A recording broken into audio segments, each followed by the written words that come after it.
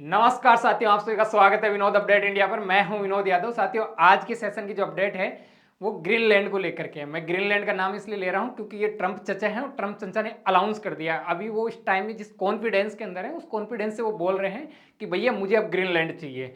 और जैसे ही ग्रीनलैंड के लिए वो अनाउंस करते हैं, कई देश सदमे के अंदर आ गए कि यार अपना नंबर नहीं आ जाए, अपना नंबर नहीं आ जाए। इसी के साथ में वो कम से कम 3 देशों को धमकी और देता है। और साथ ही फिर यूएनओ की मीटिंग होती है, इमरजेंसी मीटिंग बुलाई जाती है। उसके अंदर उसकी जो तूती बोलती है और उसके सामने जो एकदम मतलब गूंगी गुड़िया बन के बैठे हुए रहते हैं, मतलब जो जितने भी वीटो पावर्स कंट्रियां, साथियों वो भी एक देखने वाली चीजें हैं। साथियों, एक ट्रंप है। ट्रंप पिछले साल किसी चीज के लिए जाना जा रहा था, तो उस चीज के लिए जाना जा रहा था कि यार मुझे शांति चाहिए, मुझे नोबेल पुरस्कार चाहिए, नोबेल पुरस्कार कमेटी मुझे नोबेल दे। वो शांति का ठीकरा लेके घूम रहे थे पूरी दुनिया के अंदर। लगभग 10 युद्ध रुकवाने का वादा कर रहे थे। जब इसको लगा कि यार नोबेल पुरस्कार मुझे यूएनओ तो नहीं दे, वो नोवेल कमेटी तो नहीं दे रहा, तो फीफा ने दिया इनको। फीफा ने दिया तो बंदा खुद का खुद उठा के खुद ही पहन लेता है कि यार चलो आप नोवेल वालों तो पता नहीं तुम कब दोगे, मैं तो मतलब इसी से काम चला लेता हूँ। और अब इसके बाद में बंदा जिस मूड में निकला कि भैया आप नोवेल को अपनी जेब में रखो, मुझे चाहिए नहीं। अब मैं जो एक्चुअल में जो इसकी फितरत थी वो सामने आई। और सामने आई तो साथ ही ये वेनेजुएला है। वेनेजुएला के अंदर जो इन्होंने किया, जो कृत्य किया है इन लोगों ने, कि वहाँ के राष्ट्रपति जो मादुरो है, जो मादुरो मतलब उछल रहा था, उछल उछल के ये कह रहा था कि तेरे में दम हो तो ट्रंप एक बार तू वेनेजुएला आके दिखा, वेनेजुएला में आके दिखा, लड़ाई करके दिखा, मेरे पास में भी रसिया की फाइटर जेट है। मतलब बड़ी बड़ी फेंक रहा था। भाई साहब ने उठवा दिया उसको। उठवा, पहले उसको दबोचा, दबोचने के बाद में उसको उठवा लिया। और उसी को नहीं, उसकी वाइफ यानी उसकी पत्नी है, उसको भी उठो लिया।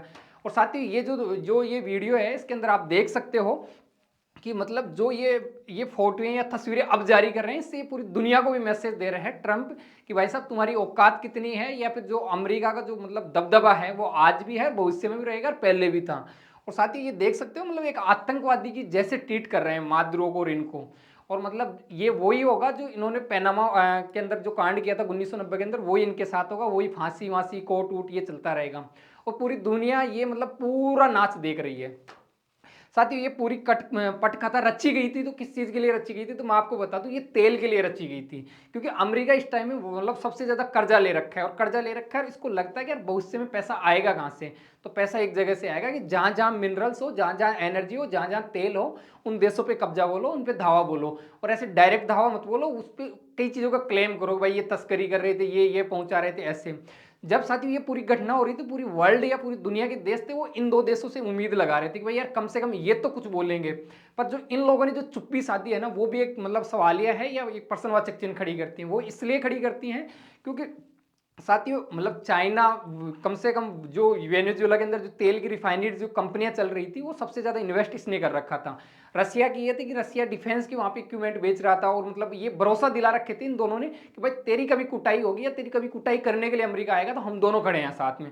पर जो इन दोनों ने अब चुप्पी साधी है, या फिर इन्होंने कहा है कि यार हम लोग इसको बहुत पास में से मॉनिटर कर रहे हैं, देख रहे हैं, तो साथियों ये ऐसे भी है कि किसी देश को बांस पे चढ़ा दो या किसी झाड़ पे चढ़ा दो, उसके बाद में पीछे हट जाओ, वो वाला भी मतलब इन लोगों ने मैसेज दिया है। और साथियों कहानी यहाँ से स्टार्ट होती है जब इसको मादुरो को पकड़ा जाता है, और मादुरो को जब अमेरिका के अंदर ले आ जाता है, वहां पे ट्रंप ये कहता है कि अब वेनेजुएला पे हमारा कब्जा है, हम हमारे हिसाब से वेनेजुएला को चलाएंगे और वहां पे शांति लाएंगे। उसके बाद में इनके ट्रंप के एक सिक्योरिटी एडवाइजर हैं, सिक्योरिटी एडवाइजर की जो वाइफ है केटी मिलर, वो एक मैप जारी करती है। और उस मैप में ये मैप मतलब जो ग्रीनलैंड है, एक देश है ग्रीनलैंड, उस ग्रीनलैंड के ऊपर यूएसए का पूरा झंडा दिखाते हैं। और उसके बाद में कहते हैं कि भाई जल्द ये भी मतलब ये लिख रही है सोन, मतलब जल्द ये भी मिलेगा। साथियों ये पूरी जो केटी मिलर है, ये कौन है तो मैं आपको बता दूं, जो ट्रंप है उसके एडवाइजर हैं, सिक्योरिटी के एडवाइजर हैं, उनकी वाइफ है। जो सिक्योरिटी एडवाइजर है उनका नाम है स्टीफन मिलर, उनकी धर्मपत्नी है ये। और ये ग्रीनलैंड का जो नक्शा है उस पर अमेरिका झंडा दिखाती है, और उसके बाद में कैप्शन में लिखती है कि जल्दी ही ये हमें मिलेगा। उसके बाद में ये सबसे ज्यादा सुर्खियों के अंदर चलते हैं, और मतलब मीडिया के अंदर आता है कि भाई अब नेक्स्ट प्लान होगा वो ट्रंप का, वो ग्रीनलैंड को लेके होगा। जब ट्रंप महोदय को पूछा गया, तो ट्रंप महोदय ने भी वैसा इसमें 2 सेकंड लगाए बताने के अंदर कि हाँ, ये खुद कह रहे हैं कि मैं अगले 2 महीने के अंदर मैं ग्रीनलैंड को ले लूंगा। ये खुद कहते हैं कि मैं अगले 2 महीने के अंदर ग्रीनलैंड को ले लूंगा। और इसके अगल बगल में जो बंदे खड़े हैं वो भी हंस रहे हैं, हाँ यार जरूरत है। और ये कह रहा है इसके बाद में कि भाई आपको जरूरत कहाँ पे पड़ रही थी, ये कई सिक्योरिटी के ऐसे कई पर्पज बताते हैं। आपको मैं बता दूं, ग्रीनलैंड पे इनकी नजरें ट्रंप की अब से नहीं है, बहुत पहले से नजरें हैं। और ये मतलब आपको इतना खूबसूरत है, मतलब एक लैंड है, मतलब पूरा 80% बर्फ से ढका रहता है, उस पर इसकी नजरें आज से नहीं है। ये जब जीत पहले कार्यकाल में जीत के आया तब भी इन्होंने दावा किया था और इस कार्यकाल में भी, और ये आज की नहीं सोच रहा, आज से मतलब 50 साल 100 साल आगे की सोच रहे हैं। साथियों जब ये बातें निकल के आई, जब ट्रंप ने ये सब चीजें बताई, तो ये सबसे ज्यादा अखबारों के अंदर सुर्खियां रही और सबसे ज्यादा ट्रेंड करती रही कि भाई साहब ट्रंप ने दावा कर दिया, अब नेक्स्ट प्लान, या फिर इसके हौसले इतने बढ़ गए हैं कि वेनेजुएला से, जब वेनेजुएला को फतह कर लिया तो अब ये ग्रीनलैंड की तरफ अपने रथ को मोड़ रहे हैं। साथियों ये वही ग्रीनलैंड है जो आपको मैं बताऊं, जैसे पूरा वर्ल्ड है वो 7 महाद्वीपों में बट रहा है, कि जैसे उत्तरी अमेरिका है, दक्षिणी अमेरिका है, यहाँ पे अफ्रीका है, इधर यूरोप है, इधर एशिया है, मतलब जिस नीचे अंटार्कटिका ऐसे बट रहा है। तो साथ ही इन्हीं के अंदर जैसे यहाँ पे ये उत्तरी अमेरिका है और यहाँ पे ये यूरोप है, इनके बीच में एक देश है वो ग्रीनलैंड है, ये मतलब ये देश है, इसके लिए दावा बोल रहे हैं ये लोग। और मतलब एक तरीके से सरासर एक डकैती होगी, और सरासर एक तरीके से धावा बोला जाएगा, मतलब एक तरीके से लूट होती है, खुली लूट होती है, दिन में लूट हो रही है। अगर इसको एग्जैक्ट लोकेशन से देखें तो ये अमेरिका के भी पास में उतना ही पड़ता है जितना यहाँ से डेनमार्क के पास में पड़ता है। और मैं आपको एक कहानी और बता दूं, ये डेनमार्क का मतलब एक तरीके से डेनमार्क का हिस्सा हुआ करता था, डेनमार्क का ही पार्ट था पहले, और अभी प्रेजेंट टाइम में ये जो ग्रीनलैंड है वो डेनमार्क की सब्सिडी पे चल रहा है, अभी इसको स्वतंत्र कर दिया गया है। और एक कहानी और निकल के आती है, ये नाटो का सदस्य है। नाटो मतलब इन लोगों ने बना रखा है, यूरोपियन यूनियन बना रखी है, उनका सदस्य है। और यूरोपियन यूनियन की खासियत ये, नाटो की यूरोपियन यूनियन की ये खासियत है कि भाई किसी एक पर, जैसे नाटो के अंदर किसी एक पर जैसे कोई देश धावा बोल रहा है तो सारे मिलके लड़ेंगे। अब ये देखने वाली चीज होगी कि ये अमेरिका से लड़ेंगे नहीं लड़ेंगे। देखो स्वाभाविक चीज तो ये है कि ये लड़ेंगे नहीं, क्यों नहीं लड़ेंगे, क्योंकि जो नाटो की स्थापना करवाने वाला है तो वो एक अमेरिका है, मतलब उसकी मतलब नींव ही अमेरिका ने रखवाई थी। तो ये अमेरिका के सामने थोड़ी, मतलब ये तो अमेरिका की वो मतलब ऐसे है पिछलग्गू देश है कि जैसे अमेरिका चाहेगा वैसे करेगा। अब साथियों ट्रंप ने कहा क्या है, तो ट्रंप कह रहा है कि भाई साहब एक चीज, ये मतलब खुल के कह रहा है कि मुझे मतलब नेशनल सिक्योरिटी के हिसाब से मुझे ये चाहिए, मैं ग्रीनलैंड चाहिए।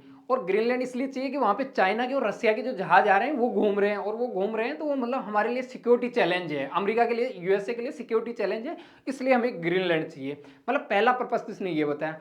फिर इसके बहुत सारे पर्पस निकल के आते हैं कि ये आज की नहीं 200 साल आगे की सोच रहा है, ये यहाँ पे मिनरल्स हैं उसके लिए सोच रहा है, जैसे एनर्जी है, क्योंकि इंटरनेट एक ही ऑप्शन रहता है कि भाई जहाँ पे एनर्जी हो, जहाँ पे ये सोर्स हो, वहाँ पे दावा बोलो आप लोग, मतलब वहाँ पे प्यार से अगर मान जाए तो ठीक है, नहीं तो फिर कब्जा करना इनको आता है।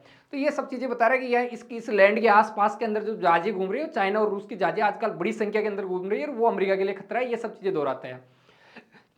साथ ही आपको एक चीज बता दूं, जैसे वेनेजुला है, वेनेजुला को कब्जा किया है, तो उसके बाद के अंदर मतलब जब चाइना और रशिया कुछ नहीं बोल रहे हैं तो सबसे ज्यादा कोई कॉन्फिडेंस के अंदर कोई देश आया है, तो कॉन्फिडेंस के अंदर आया है मतलब अमेरिका। अमेरिका यह है कि यार जो मतलब जिनका उसको डर था वो एकदम साइलेंट है और वो कुछ नहीं बोल रहे, तो उसको लगा कि यार अब जो चीजें लेनी है ना वो अब ले लो, अब मौका है अपने पास में, और इसने अब ग्रीनलैंड पे बोल दिया। और ये जो रूस है और चाइना है वो इसलिए नहीं बोल रहे हैं कि देखो रूस की हालत तो यूक्रेन के अंदर फंस गया है, उसकी तो मतलब इकोनॉमिक मतलब एकदम जीरो पे आने की कगार पे हो गई, मतलब वो तो ये है ना कि मरता हुआ सांस ले रहा है वो बंदा, मतलब वो हालत हो गई, क्योंकि वो 4 साल तक किसी युद्ध के अंदर कोई देश उलझ रहा है, तो ये स्वाभाविक सी चीज है कि उसकी इकोनॉमी भी डाउन आएगी, उसके जो डिफेंस के इक्विपमेंट है उसके अंदर भी कमी आएगी, और कहीं ना कहीं देश मतलब आर्थिक तंगी का शिकार होगा। इसके साथ में अमेरिका के अंदर जो इनके जो बैंक वैंक थे, जितने भी इसकी जो संपत्ति थी, एसिड थे, उन सबको फ्रीज कर दिया अमेरिका ने रूस के।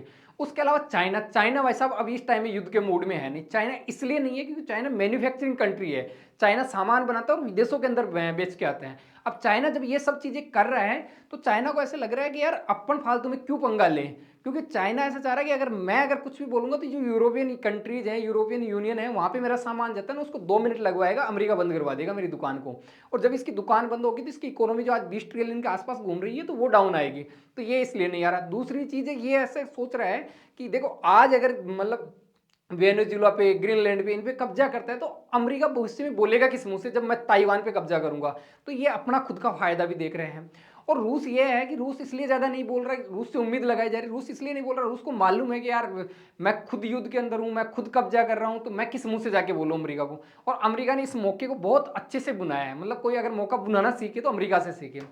साथ ही मैं कुछ चीजें और बताता हूं आपको, कहानी यहां से नहीं होती है। अब जो ये अमेरिका बैठा हुआ है यहाँ पे, ये अमेरिका आज की नहीं भविष्य की सोच के चल रहा है। भविष्य की क्या सोच के चल रहा है, ये डेनमार्क है, अगर डेनमार्क, ये मतलब ग्रीनलैंड है जो डेनमार्क का पार्ट है। अब पहले तो मैं आपको बता दूं जो ये ग्रीनलैंड है उसकी लोकेशन कहाँ पे है, ये डेनमार्क तो यहाँ पे है, और डेनमार्क का ही एक पार्ट यहाँ पे आइसलैंड है, और एक ग्रीनलैंड है। मतलब जो डेनमार्क साम्राज्य है उसके अंदर ये दो तीन जगह आती हैं, खुद डेनमार्क आता है, उसके अलावा ये आइसलैंड आता है, इनका एक लैंड और है ये, और इसके अलावा तीसरा ये ग्रीनलैंड आता है। और यहाँ पे अमेरिका बैठा हुआ है। अमेरिका ये कह रहा है कि भाई साहब यहाँ पे आपकी जो जहाजबाज रही घूमती है ना, ये मेरी सिक्योरिटी के लिए चैलेंज है। तो एक तो ये बताता है। दूसरी चीज ये आप ये चीज सोच के देखो कि ये आज की नहीं, आज के 200 साल आगे की सोच रहा है। 200 साल आगे की ये चीज सोच रहा है कि भाई यहाँ पे मिनरल्स हैं, जो यहाँ पे जैसे पानी है, वो ये सब चीजें सोच के चल रहा है, रूट है। अब भविष्य में जब यहाँ पे जैसे आज के 200 साल बाद में जब यहाँ पे ग्रीनलैंड पे बर्फ पिघलेगी, तो बर्फ पिघलेगी तो इधर से एक रास्ता निकलेगा व्यापार के लिए। तो एक तो ये चीज देख रहे हैं। उसके अलावा अमेरिका जब भी किसी देश के अंदर बेस लेता है तो आज की सोच के नहीं लेता। जैसे मान लो यहाँ पे बांग्लादेश है, तो बांग्लादेश के अंदर ये मार्टिन जो ये आइलैंड था वो ले रहा था, तो वो इसलिए नहीं ले रहा था कि आज चाहिए उसको, 200 साल बाद कि कभी भारत, कभी वो मतलब सबसे बड़ी सुपर पावर बनेगी या मतलब बहुत बड़ा देश बनेगा, तो उस टाइम में मुझे भारत को चैलेंज करने के लिए, भारत को कंट्रोल करने के लिए मुझे इसके आसपास में एक मतलब बेस चाहिए, एक ठिकाना चाहिए मेरा खुद का। उसके अलावा साथियों ये कारनामे इसने पहले भी किए हैं। यहाँ पे एक पनामा नहर है, तो ये पनामा नहर है, तो ये पनामा नहर पे भी मतलब पहले कर चुका है। वहाँ के मतलब जो देश के जो वहाँ के सेनाध्यक्ष हैं उनको पकड़ लिया था। ये कहानियाँ इसकी पहले भी दोहराई इसने। और इसके अलावा देखो ये कनाडा के लिए कई बार बोल चुका है, जो ऊपर कनाडा बैठा हुआ है, तो कनाडा के लिए ये ऊपर बोल चुका है कि कनाडा अमेरिका का 51वां राज्य बन सकता है। और ये मतलब जिस दिन चाहे ना उस दिन ले लेगा, ये कोई बड़ी बात नहीं है, क्योंकि वर्ल्ड में इस टाइम में कोई सुपर पावर है वो अमेरिका है। अमेरिका के आसपास में अभी फिलहाल तो कोई देश नहीं है, भविष्य के अंदर कोई उम्मीद लगाई जाती है तो चाइना पहुंच सकता है। चाइना इसीलिए एकदम मतलब वेट एंड वॉच की स्थिति में रहता है, भाई पीछे रहो, आप लोग इंतजार करो। उसके अलावा साथ ही मैक्सिको की, तो मैक्सिको भी ये अभी नजरिए इसलिए नहीं गड़ा रहा है क्योंकि मैक्सिको एकदम गरीब है और उसकी हालत खराब है। यहाँ पे तो मतलब दीवार खिंचवा दी इसने, तो ये मैक्सिको की बॉर्डर है, तो यहाँ पे तो दीवार खिंचवा दी इसने खुद ने, ट्रंप ने। और इसके अलावा बात आती है इसके आस पड़ोस के अंदर जो छोटे छोटे देश हैं उनको तो ये जब चाहेगा वो तब ले लेगा। अब ये इसका विजन है वो ग्रीनलैंड को लेकर के है, और ग्रीनलैंड के लिए ये मतलब आगे का प्लान लेके चल रहे हैं। अब साथियों जब ये ट्रंप का प्लान सामने आया या ट्रंप की जो स्टेटमेंट सामने आई, तो ग्रीन जो डेनमार्क की प्रधानमंत्री है वो बाहर निकल के आती है, ग्रीनलैंड की प्रधानमंत्री है वो बाहर निकल के आते हैं, वो भी अपना ओपिनियन रखते हैं। ये डेनमार्क की प्रधानमंत्री है मेटे फेड्रिक्सन, ये खुद एक मतलब खुद कहती है बाहर आके कि यार आप एक तो बेतुका बयान दे रहे हो, मतलब इस बयान का कोई तार की नहीं, कोई संवाद ही नहीं, कोई मतलब ही नहीं, आप जैसे मन में आ रहे हो वैसे बक रहे हो। मतलब हम लोग संप्रभुत्व हैं, हमारे यहाँ वोटिंग होती है, हमारी सरकार चुनी जाती है, और आप ऐसे मन में आ रहा है वैसे बोल रहे हो। इन्होंने कुछ बोला है कि जैसे डेनिश साम्राज्य उसको हड़पने की भाई साहब आपको जरूरत नहीं है। डेनिश साम्राज्य मैंने आपको तीन चीज बताई, डेनमार्क खुद आता है, उसके अलावा वो आइलैंड जो आइसलैंड आता है और ऊपर ग्रीनलैंड आता है। और आगे ये कह रहा है कि ये बातें आपकी बेतुकी है, इनका कोई मतलब नहीं है, ऐसी बातें मत किया करो। मतलब ये कहती हैं आगे, ये ट्रम्प से आग्रह करती है, भाई देखो इनके पास में और कोई चीज तो बची नहीं है, आग्रह ही कर सकती है। तो आग्रह के अंदर भी ये कर रही है कि भाई हम लोग आपसे विनती कर रहे हैं कि भाई हम लोग आपके एकदम मतलब अच्छे वाले दोस्त हैं और इतने प्रिय दोस्त हैं यार, आप हमारे साथ में ऐसी चीजें कर रहे हो, तो भाई ऐसी नहीं करनी चाहिए। ये अपना कुछ खुद का फ्रेस रिलीज करती हैं। अब आते हैं ग्रीनलैंड के प्रधानमंत्री। भाई ग्रीनलैंड की कहानी ये है कि ये पहली चीज तो जो इनकी केटी मिलर है वो उन्होंने ये जो ट्वीट किया था ये वाला, जो कि भाई जल्दी हमारे ग्रीनलैंड आएगा, तो उस पर ये बोलते हैं, उस पर क्या बोलते हैं, ये कहते हैं कि भाई जो तस्वीरों या सोशल मीडिया से डिसाइड नहीं कर दिया जाएगा ग्रीनलैंड किसका होगा। दूसरी चीज है कि भाई आप जो अपने देशवासियों को कहते हैं भाई इन चीजों पर आप ध्यान मत दो, ये मतलब ऐसे ही हैं। उसके अलावा ये भी कहते हैं कि भाई अंतर्राष्ट्रीय कानून है, नियम है, इनका सम्मान करो, तो वो अमेरिका को मालूम है कितना सम्मान करना है कितना नहीं करना है। अब कहानी आती है, इसके अलावा इन्होंने और कुछ चीज और भी बातें बोली। ये कह रहे हैं कि भाई साहब आप वेनेजुएला के अंदर जो कारनामे किया है, कांड किया आपने, सरेआम लूट की आपने, मतलब डाका डाला है, उसके साथ आप कम से कम हमें मत जोड़ो, कम से कम यार हाँ आप हमारी इतनी तो मतलब रेस्पेक्ट करो, आप इतना तो मतलब हमारा अपमान मत करो। और ये मतलब ऐसी कुछ बातें कहते हैं। उसके अलावा जो केटी मिलर उसके लिए बोलते हैं कि भाई वो ऐसे ही है, घबराने की नहीं है देशवासी को, वो उसने कर दिया सोशल मीडिया पे से। अब साथियों कुल मिला के मैं आपको चीज बताऊं कि ये ग्रीनलैंड की कहानी चलो अब से नहीं है, अमेरिका मतलब अमेरिका का एक राष्ट्रपति हुआ करता था पहले, जॉर्ज बुश, उसके टाइम से कहानी चलती हुई आ रही है। ये पहले से दावा कर रहे हैं ग्रीनलैंड को लेने की। और ग्रीनलैंड को लेने की मैं एक चीज बताऊं, आज के 200 साल बाद में जब एनवायरनमेंट पूरा गंदा हो जाएगा, मतलब पॉल्यूशन ही पॉल्यूशन हो जाएगा, तो उस टाइम एक तो पानी की किल्लत आएगी, एक नेचुरल पानी की किल्लत आएगी। तो उस टाइम के अंदर ग्रीनलैंड के जो ग्लेशियर अभी भी पिघल रहे हैं, तो उस टाइम में पिघलेंगे, तो उस टाइम में तो पानी के लिए एक तो सबसे मतलब एक तरीके से वो कहते हैं वाटर युद्ध होगा, उसके लिए इनको एक तो काम में आएगा। उसके अलावा अगर मैं आपको कोई चीज बताऊं तो रेयर अर्थ मिनरल्स की, आज जो ये ग्रीनलैंड दिख रहा है वो लगभग 200 साल में पिघल जाएगा, पिघलेगा तो वहां पे मतलब एकदम धरातल एकदम जमीन निकलेगी वहां पे। जब जमीन निकलेगी तो वहां पे जो रेयर अर्थ मिनरल्स पे आज दादागिरी चल रही है चाइना की, उस दादागिरी को मतलब कितने साल चला लोगे, 50 साल 100 साल, उसके बाद में तब ये मतलब भविष्य की सोच रहे हैं कि उस टाइम में रेयर अर्थ मिनरल्स मुझे चाहिएंगे तो वहां पे मिलेंगे, क्योंकि अलास्का ने इन लोगों ने ऐसे ही लिया था आज के 50 साल पहले, और लिया था तब ये कह रहे थे कि यार इस आइसलैंड को लेकर के मतलब, या इस आइस क्यूब को लेकर के करोगे क्या आप लोग। पर आज जब वहां पे बर्फ पिघल चुकी है, आप वहां पे आज एनर्जी के, पेट्रोलियम गैस के, इनके मतलब वहां पे फैक्ट इनकी इंडस्ट्री लग रही है, इनकी रिफाइनरीज लग रही हैं, उसके अलावा रेयर अर्थ मिनरल्स निकाल रहे हैं, तो इनको लगता है कि यार फायदे का सौदा। तो ये आज की नहीं भविष्य की सोच के चल रहे हैं। उसके अलावा ये कह रहे हैं कि भाई व्यापार रूट के अंदर भी मेरे काम में आएगा, मतलब मैं इधर से व्यापार व्यापार करने के लिए, मतलब ये अलास्का के पास में से इधर से व्यापार यूरोप के पास में जाएंगे तो ये इनके बहुत काम में आएगा। ये सब चीजें मतलब आज के 200 साल आगे का विजन है इनका, आज की सोचते ही नहीं अमेरिका, क्योंकि आज तो वो ऑलरेडी सक्षम है। वो आज किसी देश से युद्ध करे ना तो वो मतलब उसके परखंड से उड़ा दे, ये मतलब इस कंडीशन में अंदर वो मतलब इतनी सुपर पावर है, उसके आस पास में भी नहीं है कोई देश।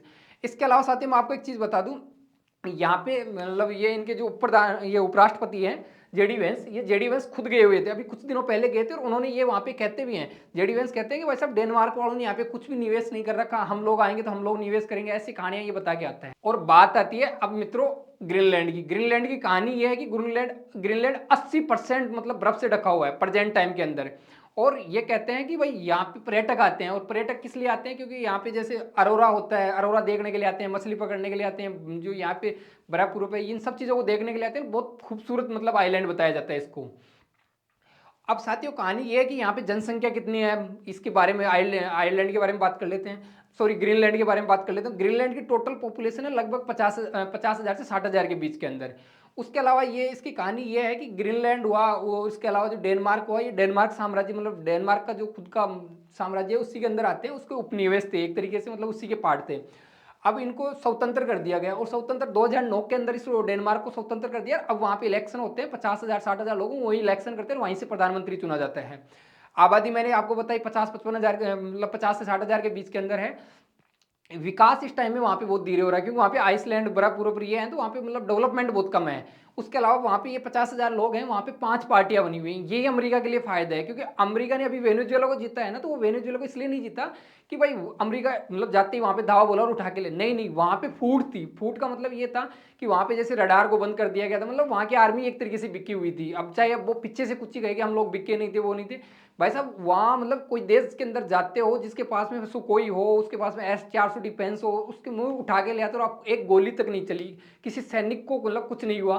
तो ये एक तरीके से दिखाता है कि वहाँ का जो विपक्ष था वो सब बिके हुए थे। अब वो जो कहानी वहाँ पे जो अप्लाई की है ना कि भाई उनको भर भर के डॉलर, क्योंकि वेनेजुएला की करेंसी अभी मतलब कोई वैल्यू नहीं है, तो उन्होंने कहा कि आपको इतनी डॉलर दी जाएगी और भविष्य के अंदर आपको अमेरिका के अंदर रहने की सुविधा दी जाएगी, जो विपक्ष के वहाँ पे जो नेता थे उनको। दूसरी चीज वहाँ के जो सेनाध्यक्ष सबको, मतलब अब तो वो कह रहे हैं हम लोग बिके नहीं, पर एक्चुअल में बिके हुए थे, क्योंकि उनका रडार सिस्टम काम नहीं कर रहा था। अमेरिका की सेना जाती है उसको उठा के ले आती है। वैसे ही यहाँ पे 5 राजनीतिक दल है, 5 राजनीतिक दल आप सोचो 50,000 लोगों के अंदर, तो ये भविष्य के अंदर ये ग्रीनलैंड आएगा तो वो इसी शर्त पे आएगा, मतलब इनको भी खरीदा जाएगा। साथियों आपको इसके अलावा मैं बताऊं, एक 1951 के अंदर इनके बीच में एक रक्षा समझौता होता है, और रक्षा समझौता के अंदर एक इनका थूले एयर बेस है, जो मतलब वहां पे अमेरिका ग्रीनलैंड के अंदर एक एयर बेस बना रखा है, खुद का एयर बेस है वहां पे। वो इसलिए चाहिए कि भाई मैं यहाँ से अमेरिका वो सॉरी रूस और चाइना को मैं काउंटर कर सकूँ, चाइना की जहाजों पे या चाइना की जो एक्टिविटीज होती है उन पे हम लोग नियंत्रण रख सकें।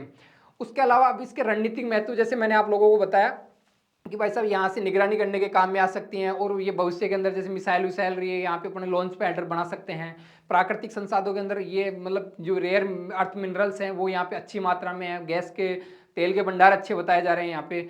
और इसके अलावा बताऊं आपको व्यापारिक, जो अभी मैंने आपको बताया कि भाई भविष्य के अंदर व्यापारिक मार्ग खुल सकते हैं इधर से, अमेरिका की सुरक्षा के अंदर फ्रंट पॉलिसी के अंदर फ्रंट लाइन पे रखता है, जो इनकी नेशनल सिक्योरिटी की जो मतलब डॉक्यूमेंट्स हैं उसके अंदर फ्रंट लाइन पे रखा जाता है, तो इसको रखा जाता है ग्रीनलैंड को कि भाई ये चाहिए हमें। और ये आज की नहीं, बहुत आगे की सोच के चल रहे हैं।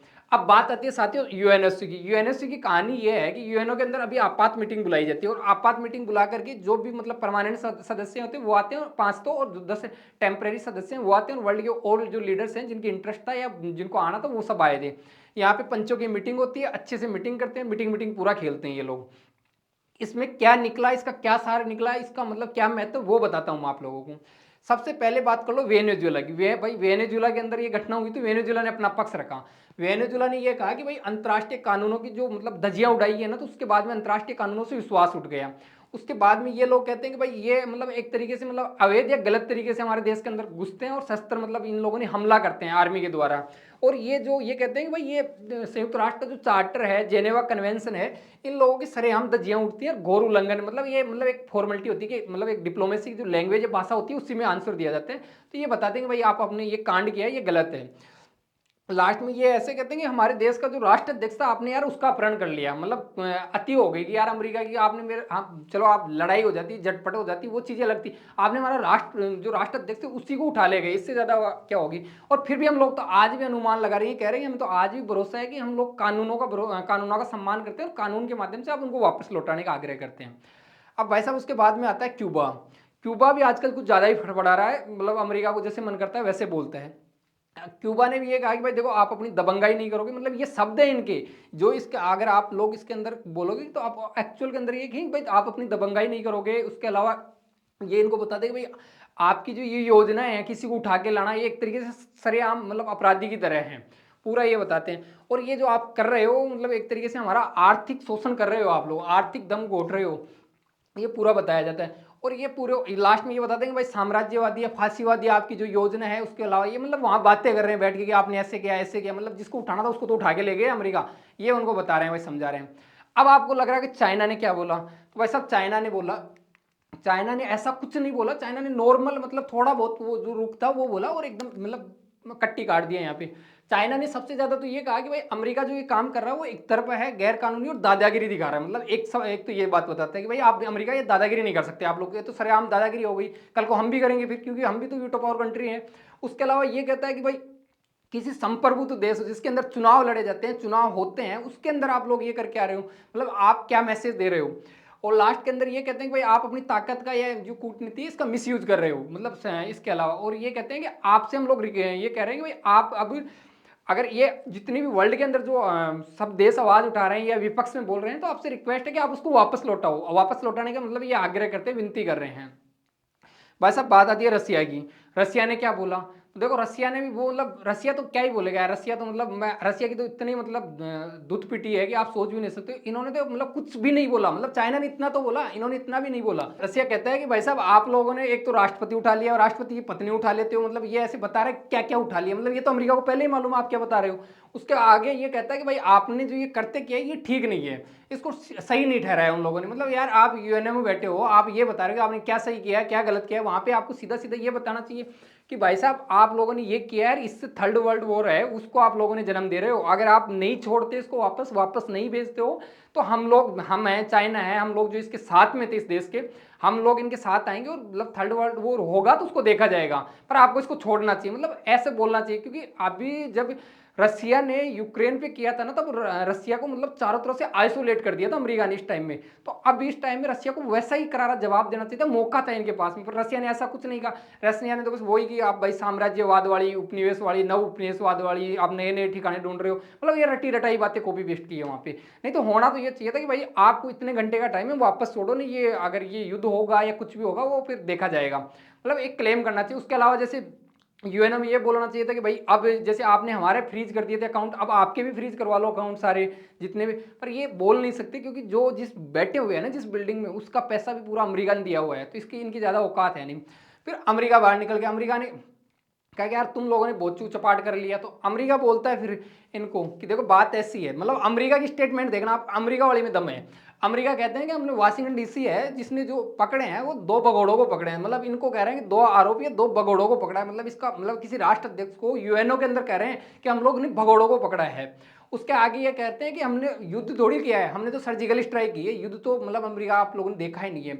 उसके अलावा ये कहते हैं कि जो ये मादुरो है ये एक तरीके से नार्को आतंकवादी है, मतलब नार्कोटिस, मतलब ये मतलब अफीम गांजा मतलब कोकोइन ये सब चीजों की तस्करी करता है, एक तरीके से आतंकवादी है। उसके अलावा ये कहता है कि हम लोगों ने वेनेजुएला के जो व्यक्ति हैं, जो आम जनता है, उसको कुछ नहीं बोला है, उसके साथ में ऐसा कुछ नहीं किया है, उनको हम लोगों ने, वो एकदम सेफ है, उनके हम लोग अधिकारों की मतलब सम्मान करते हैं। ये कहते हैं कि हम लोगों ने तो मादुरा एक जो भगोड़ा है उसको पकड़ा है, एक विदेशी आतंकवादी संगठन चलाता है, एक तरीके से विदेशी आतंकवादी संगठन चलाता है या विदेशी आतंकवादी संगठन खुद है कुछ, ये इसको क्लेम कर रहे हैं। आगे ये कहते हैं कि भाई साहब इसका ये जो ड्रग्स है, तस्करी है, इसका संबंध बहुत पुराना है, या ये अब से नहीं, अमेरिका को बर्बाद करने में या अमेरिका की जो नस्लें हैं या जो अमेरिका की यूथ पीढ़ी है उसको बर्बाद करने में कोई है तो वो मादुरो है। और ये मादुरो को सरेआम यूएनओ में बोल रहे हैं कि एक तरीके से भगोड़ा है, ये एक तरीके से मतलब नशीले पदार्थ पहुंचाने वाला आतंकवादी है, ये सब चीजें। आगे कहते हैं कि हम लोगों ने तो मानवाधिकार की, अब सुनना इनकी सबसे इंपॉर्टेंट चीज, हम लोगों ने मानवाधिकार की चिंता की है, मानवाधिकार का सम्मान किया है, ये आगे बताते हैं। और ये है कि जो ये इनका है, क्या नाम बोलते हैं, मादुरो है, मादुरो ने इतना तांडव मचा रखा था वहां पे कि वहां पे लोग 8 मिलियन लोग तो देश छोड़ करके निकल गए। हम लोगों ने तो अंतर्राष्ट्रीय मानवाधिकार जो मतलब चिंता है उनका सम्मान किया है, उनका ध्यान में रखा है, तब कार्रवाई की है। हम लोगों ने डायरेक्ट कार्रवाई नहीं की है, पहले हम लोगों ने इन पे टैरिफ लगाया है, टैरिफ से नहीं माना तो उसके बाद में किया है। हम लोगों ने हमारे राष्ट्र की सुरक्षा के लिए किया गया, हमारे राष्ट्र के लिए खतरा है। इसके अलावा ये एक आदमी का और नाम लेते हैं, एक आदमी का नाम लेते हैं कि 1989 के अंदर मैनुअल नोरिगा, ये मैनुअल नोरिगा है, तो नोरिगा को जब पकड़ा था, नोरिगा को, तो ये पनामा के अंदर था भाई। पनामा के अंदर जो पनामा नहर निकली हुई है, पनामा देश है, तो उसके अंदर इसका मतलब इसका ये भी नहीं मान रहा था, जैसे आज मादुरो नहीं मान रहा है वैसे ये नहीं मान रहा था, इसको भी उठा लिया गया था, उसको भी ऐसे ही उठाया था। वहां पे वाकई के अंदर स्ट्राइक की गई थी, युद्ध को रूप दिया गया, स्ट्राइक की गई, उसको दबोच लिया, लास्ट में इसको फांसी दे दी। तो ये ही इन लोगों ने जो कहा कि ये हम पहली बार नहीं कर रहे भाई साहब, हम लोगों ने पहले भी कर रखा है, ये मतलब पूरा बताते हैं। उसके बाद में अब बात ये है कि इनकी जो सेक्रेटरी है, जो मतलब यूएनओ की सेक्रेटरी है, वो क्या कहती है, तो देखो यूएनओ की सेक्रेटरी तो क्या ही बोलेगी, ये तो मतलब एकदम रटी रटाई लाइन बोल रही है कि भाई साहब आपको शांति बना के रखनी चाहिए, आप लोगों तो ये जो अंतर्राष्ट्रीय नियम है, कानून है, इनका सम्मान करना चाहिए। आप जो स्थिति है वहाँ पे गंभीर है, उसको हम लोग मॉनिटर कर रहे हैं, क्लोजली मॉनिटर कर रहे हैं, जैसे आप और हम लोग कर रहे हैं वैसे ये लोग भी क्लोजली मॉनिटर कर रहे हैं। और इसके अलावा ये कहते हैं कि भाई किसी चीज पे आप लोग ऐसे जबरन नहीं कर सकते, आप कानूनों को सख्ती से ऊपर रखो, आप सख्ती को ऊपर मत रखो, कानूनों को ऊपर रखो। और मतलब एक फॉर्मेलिटी करनी होती है, वो फॉर्मेलिटी कर दी। अब साथियों मैं बात आपको बता दूं यूएनओ की, तो यूएनओ में ऐसे होता है कि इसके खिलाफ अगर कोई प्रस्ताव लाया जाएगा तो इसमें वीटो कर दिया जाएगा। क्योंकि वीटो में ऐसा होता है कि कोई जैसे खुद अमेरिका कर लेगा, या फिर जो इनके जो पछलगू देश हैं, चाहे ब्रिटेन हो, फ्रांस हो, कोई भी कर लेगा। और ये यूएनओ है, यूएनओ की अभी प्रेजेंट टाइम इसकी जो इंपॉर्टेंस है, इसका महत्व वो लगभग समाप्त हो गया, मतलब एक ये दुकान है बंद होने की कगार पे आ गई है, इसका कोई महत्व नहीं रहा है। मतलब यहाँ पे ये मीटिंग मीटिंग खेलते हैं और अच्छी खासी मतलब पोशाक वोशाक पहन के आते हैं, बढ़िया पोज देते हैं, और उसके बाद में इनको कोई मतलब नहीं है कि क्या हो। क्योंकि आज तक यूएनओ ने कोई ऐसा कोई काम ही नहीं किया कि भाई उससे इन लोगों ने कोई मतलब बड़ा काम करके कोई सुलझा दिया हो। क्योंकि जब भी कोई चीज़ करने की बात आती है तो कोई ना कोई 5 पंचों के अंदर से एक उठ के हाथ ऊपर कर देता है कि भाई साहब इसको रोको रोको रोको, मैं वीटो कर रहा हूँ, मैं वीटो कर रहा हूँ, वीटो कर देता है, वो चीज़ जहाँ है वहीं पड़ी रह जाती है। और ये लोग हमेशा मानवाधिकार इनकी जो मतलब थोपते हैं ना नियम, ये कमजोर देशों पे थोपते हैं कि जहाँ पे जो फाइनेंशियली, डिफेंस, इकोनॉमी सब चीज़ों में कमजोर हो उन पे थोपा जाता है। जो मतलब धन्ना सेठ होता है ना उस पर नहीं, जैसे अमेरिका इस टाइम के अंदर वो देश है, धन्ना सेठ है, तो उस पर नहीं लागू होते, ये आप लोगों पे लागू होती है। ये मतलब यहाँ से यूएनओ से भी दिख रहा है। और यूएनओ में जो कल मतलब दो है ना, अमेरिका ने चाइना को सामने बैठा के, रूस को सामने बैठा के, वो जानते हैं उनकी औकात कितनी है। क्योंकि यूएनओ में सबसे ज़्यादा कोई जो इनकी सैलरी देता है, यूएनओ में जो कर्मचारी काम कर रहे हैं, यूएनओ के जो नियम रखा था, सबसे ज़्यादा पैसा देता है वो अमेरिका देता है। अमेरिका की खुद की दुकान है, मन करता है जब शटर ऊपर करता है, मन करता है तब नीचे करता है, समझ में आई बात। तो ये मतलब चाइना और इनकी कोई ज़्यादा औकात नहीं कि भाई यूएनओ में जाके ऐसे कर देंगे, रूस ऐसे कर देंगे, कुछ नहीं किया। ये एकदम गूढ़ी गुंगिया की तरह वहाँ बैठे हुए थे और उनको मतलब एकदम डिप्लोमेटिक बात कर रहे थे। भाई साहब डिप्लोमेटिक का टाइम थोड़ी था, आपको करारा जवाब देना चाहिए था उस टाइम के अंदर, पर कुछ नहीं। मतलब अमेरिका की दुकान है, अमेरिका चाहेगा वैसे होगा। और मादुरो का वही होगा जो 1990 के अंदर पनामा के अंदर ये लोग किए थे, उनको फांसी दिलवाए थे उसको, तो वैसा ही इसको फांसी लगेगी और कुछ नहीं है। और भविष्य में क्या होता है, अभी तो आपको मैं जब ये वीडियो शूट कर रहा हूँ तब मैं ये और देख रहा हूँ कि वेनेजुएला पे वापस हमले हो रहे हैं। तो कल के सेशन में बनाते हैं उस वीडियो की क्या घटना हो रही है, क्या नहीं हो रही। और साथियों आपको वाकई में हमारा ये सेशन अच्छा लगता है तो आप प्लीज़ लाइक करके जाया करो। आप चैनल पे नए हो तो सब्सक्राइब करके जाया करो। ये नंबर वाकई में हमें भी अच्छे लगते हैं, मोटिवेट करते हैं दूसरे दिन वीडियो बनाने के लिए। और उसके अलावा साथियों आप इतने पैसेंस के साथ, इतने धैर्य के साथ आप लोगों ने हमें सुना, उसके लिए थैंक यू, धन्यवाद।